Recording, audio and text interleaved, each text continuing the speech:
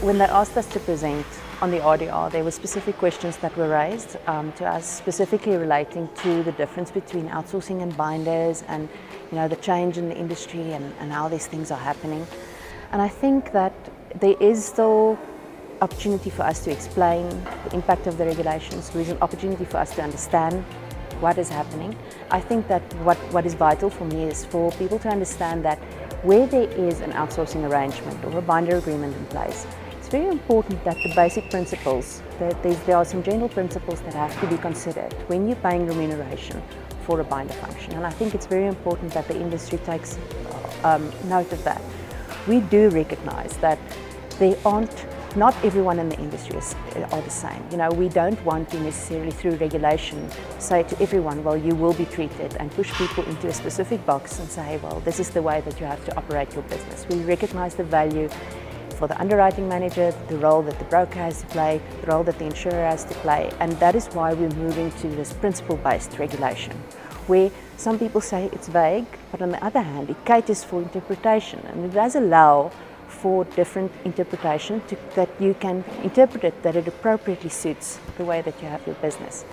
That said, if we look at outsourcing arrangements, there's a very big difference in what constitutes an outsourcing arrangement and what constitutes a binder arrangement. Binders are specific, set out in the law, and those functions have to meet the requirements in the regulations.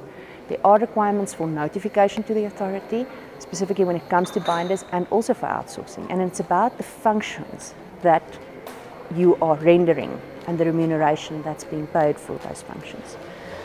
If we look at what's coming in the future and what our focus is now that phase 1 of the RDR has taken effect, I think firstly, we're doing this activity segmentation that looks at the different activities that are being rendered in the industry, the way that it gets remuneration, where it fits into the distribution channel, and then also going down to the level of details of what those activities actually constitute and what it would cost if you didn't outsource that function, what it would cost for the insurer to do those activities.